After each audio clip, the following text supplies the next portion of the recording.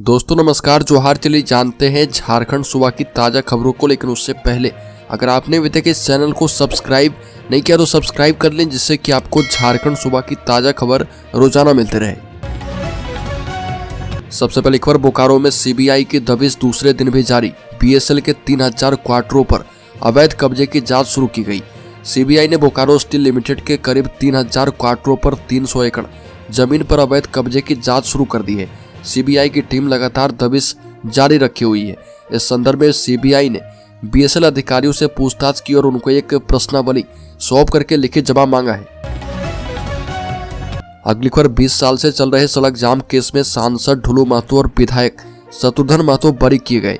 साल 2006 में बरोरा थाना क्षेत्र में सड़क जाम मामले में बड़ा न्यायिक फैसला आया। Judicial magistrate first Arpita Narayan की कोर्ट ने बाघमारा के विधायक शत्रुघ्न महतो और पूर्व सांसद ढुलू महतो समेत 12 आरोपियों को बरी कर दिया है और ये मामला करीब 20 वर्षों से चल रहा था।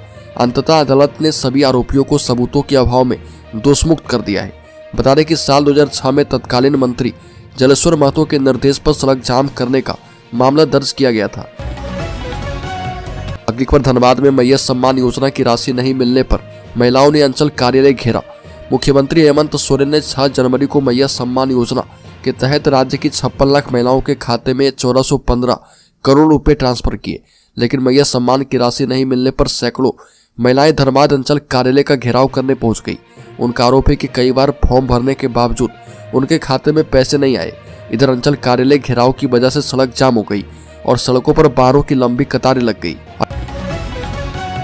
अगली खबर, लातेहार में स्वर्णकार संघ के प्रतिनिधि ने एसपी से मुलाकात की। बढ़ते अपराध पर जताई चिंता। बता दें कि स्वर्णकार संघ की बरवाडी इकाई ने क्षेत्र में बढ़ते अपराध पर चिंता जाहिर की है। इस मुद्दे पर संघ का एक प्रतिनिधि मंडल व्यावसायिक समिति के अध्यक्ष दीपक राज के नेतृत्व में लातेहार के एसपी कुमार गौरव से मिला और ज्ञापन सौंपा। और ज्ञापन में कहा गया कि जिले के बरवाडी मुख्य बाजार की 2 ज्वेलरी दुकानों में 1 महीने पहले चोरी हुई थी, लेकिन पुलिस अब तक एक भी मामले का खुलासा नहीं कर पाई और इससे व्यवसायियों एवं आम लोगों में आक्रोश है। पुलिस की कार्यशैली पर भी सवाल उठने लगे हैं। अगली खबर, सड़क हादसों में बच्चों की मौत पर बाबूलाल ने दुख प्रकट किया। बीजेपी के प्रदेश अध्यक्ष बाबूलाल मरांडी ने रामगढ़ में सड़क हादसे में बच्चे की मौत पर दुख प्रकट किया। सोशल मीडिया पोस्ट पर लिखा कि रामगढ़ में हुए सड़क हादसे में 3 स्कूली बच्चों सहित 4 लोगों की मृत्यु की दुखद सूचना से मन अत्यंत व्यथित है। ईश्वर दिवंगत आत्मा को शांति एवं दुर्घटना में घायल बच्चों को शीघ्र स्वास्थ्य लाभ प्रदान करे। बाबूलाल मरांडी ने शोक संतप्त परिवारों के प्रति अपनी संवेदनाएं व्यक्त की। अगली खबर, देवघर में बनेगा नया एम्स। विधानसभा का बजट सत्र 24 फरवरी से। बता दें कि प्रोजेक्ट भवन में मुख्यमंत्री हेमंत सोरेन की अध्यक्षता में कैबिनेट की बैठक की गई, जिसमें 9 प्रस्ताव पर मुहर लगी है।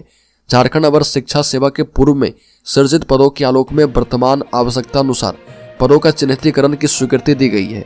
महानिदेशक और पुलिस महानिरीक्षक झारखंड के चयन एवं नियुक्ति रूलबुक 2024 के गठन की स्वीकृति दी गई है। साथ ही झारखंड राज्य में गुणवत्तापूर्ण एवं सुगम चिकित्सा सुविधा उपलब्ध करवाने के उद्देश्य से देवघर जिले में नया एम्स स्थापित करने हेतु प्रस्ताव पारित किया गया। अगली खबर, झारखंड में एचएमपीवी के संदिग्धों की स्क्रीनिंग के लिए रिम्स और एमजीएम में बने नोडल सेंटर। झारखंड में स्वास्थ्य विभाग के निर्देश पर एचएमपीवी के संदिग्धों की स्क्रीनिंग की प्रक्रिया शुरू कर दी गई है। रांची स्थित Rajendra institute of medical sciences और जमशेदपुर स्थित Mahatma Gandhi memorial medical college को नोडल सेंटर बनाते हुए सैंपल की जांच की व्यवस्था की गई है। पड़ोसी राज्य बंगाल में एचएमपीवी के केस मिलने की वजह से एहतियाती तौर पर एयरपोर्ट, रेलवे स्टेशन और बस स्टैंड पर भी स्क्रीनिंग शुरू करने के निर्देश दिए गए। अगली खबर, लातेहार में जमीन अधिग्रहण के खिलाफ ग्रामीणों का धरना जारी। उचित मुआवजे की मांग। रात भर समाहरणालय गेट के पास बैठे रहे ग्रामीण। लातेहार में हिंडाल्को कंपनी के द्वारा जमीन अधिग्रहण के विरोध में ग्रामीणों का दूसरे दिन धरना जारी रहा। चंदवा प्रखंड के चकला गांव में दर्जनों महिला पुरुष ग्रामीण समाहरणालय गेट के पास अनिश्चितकालीन धरने में बैठे रहे और धरने पर बैठी सुल्ताना परवीन ने बताया कि इसी रास्ते से डीसी की गाड़ी गई, लेकिन हम लोगों का हाल चाल भी नहीं जाना गया। अगली खबर, महाकुंभ के लिए रवाना हुए महामंडलेश्वर। कोडरमा जिले में माला पहनाकर एवं जयकारे लगाकर भक्तों ने विदाई दी। उत्तर प्रदेश के प्रयागराज में महाकुंभ का आयोजन 13 जनवरी से शुरू होना है। इसको लेकर श्रद्धालुओं के जत्थे का प्रयागराज के लिए प्रस्थान होने का सिलसिला शुरू हो चुका है। देश विदेश के कोने कोने से लोग इस शाही स्नान को लेकर काफी उत्सुक हैं। कोडरमा ध्वजधारी धाम के महामंडलेश्वर सुखदेव दास जी महाराज अपने जत्थे के साथ शाही स्नान के लिए प्रयागराज के लिए रवाना हुए। उनके प्रस्थान से पूर्व उनके भक्तों ने कोडरमा जिले की अलग अलग जगहों पर उन्हें माला पहनाकर विदाई दी और उनके जयकारे लगाए। इस महाकुंभ में झारखंड वासियों के लिए लगने वाले टेंट का गौरव कोडरमा जिले के महामंडलेश्वर को मिला है। अगली खबर, डीजीपी चयन एवं नियुक्ति रूल बुक को मंजूरी रिटायर्ड जस्टिस की अध्यक्षता वाली कमेटी करेगी। अब डीजीपी का चयन। झारखंड में अब डीजीपी की नियुक्ति पर झारखंड हाईकोर्ट के रिटायर्ड जस्टिस की अध्यक्षता वाली कमेटी फैसला करेगी। यह फैसला मुख्यमंत्री हेमंत सोरेन की अध्यक्षता में कैबिनेट की बैठक में लिया गया और कैबिनेट ने नाम निर्देशन समिति के गठन पर मुहर लगा दी है। बैठक में कुल 9 प्रस्ताव को मंजूरी दी गई। कैबिनेट सचिव वंदना दादेल ने बताया कि कैबिनेट ने झारखंड के पुलिस महानिदेशक के चयन और नियुक्ति रूल बुक 2024 के गठन को मंजूरी दे दी है। अगली खबर, देवघर पहुंचे पूर्व मंत्री मथुरा प्रसाद, बाबा बैद्यनाथ के दरबार में लगाई हाजिरी। कहा कि बजट के बाद स्थानीय निकाय चुनाव पर निर्णय होगा। झारखंड मुक्ति मोर्चा के टुंडी विधायक और पूर्व मंत्री मथुरा प्रसाद महतो ने बाबा बैद्यनाथ के दरबार में हाजिरी लगाई और इस दौरान उन्होंने कहा कि राज्य में स्थानीय निकाय चुनाव के लिए सरकार गंभीर है। राज्य में बजट सत्र के बाद सरकार स्थानीय निकाय के चुनाव पर निर्णय ले सकती है। मथुरा प्रसाद महतो ने कहा कि राज्य में दोबारा हेमंत सोरेन सरकार बनने के पीछे महिलाओं का बहुत बड़ा योगदान है।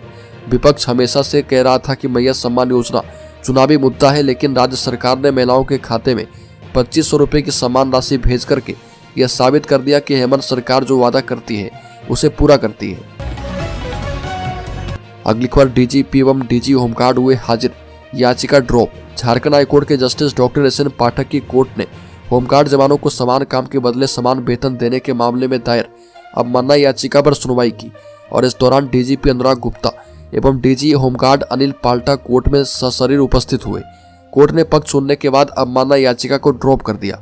कोर्ट ने कहा कि चूंकि राज्य सरकार के आदेश के खिलाफ अपील याचिका दायर की गई है, इसीलिए होमगार्ड के जवानों का एरियर सरकार की ओर से दायर अपील याचिका के फैसले पर निर्भर करेगा। अगली खबर, एक बार फिर से पुराने तेवर में दिखेंगे पूर्व मुख्यमंत्री रघुवर दास, 10 को लेंगे भाजपा की सदस्यता।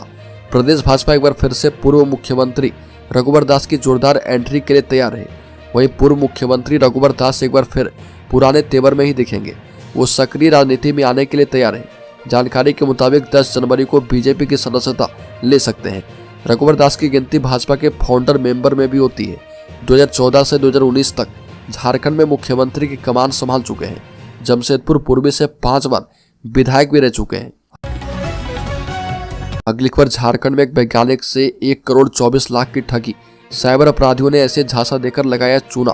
बता दें कि झारखंड के जमशेदपुर में एक वैज्ञानिक से करीब 1.25 करोड़ की साइबर ठगी की गई। शेयर ट्रेडिंग के नाम पर साइबर अपराधियों ने कम समय में अधिक रुपए कमाने का लालच देकर जादूगोड़ा यूसीआईएल के वैज्ञानिक आर लोकेश्वर पटनायक से 1 करोड़ 24 लाख रुपए की ठगी कर ली। पीड़ित ने साइबर थाना बिष्टुपुर में लिखित शिकायत दर्ज करवाई है और पुलिस मामले की जांच कर रही है। अगली खबर, एचएमपीवी से निपटने के लिए झारखंड तैयार, 2 से 3 दिन में रिम्स में शुरू होगी जांच।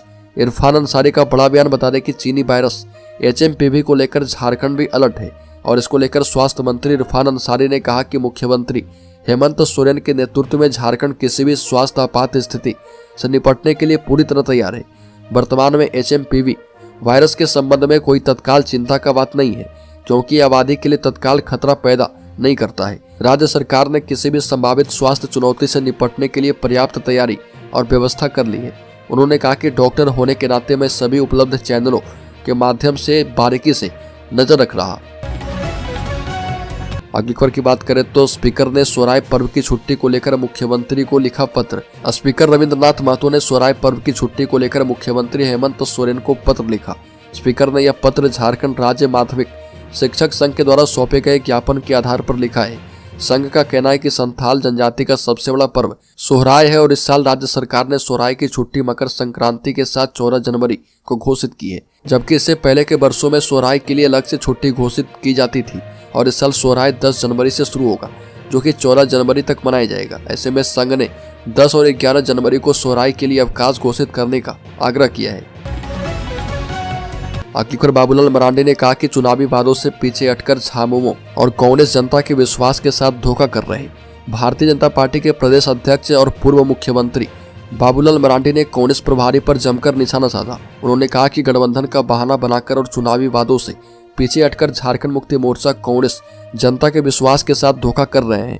मरांडी ने सोशल मीडिया एक्स पर लिखा कि चुनाव से पहले कांग्रेस के प्रदेश प्रभारी ने घोषणा की थी कि 1 दिसंबर से हर परिवार को 450 रुपए में गैस सिलेंडर मिलेगा, लेकिन अब चुनाव में जीत के बाद कांग्रेस के नेता और वित्त मंत्री का रुख बदल चुका है।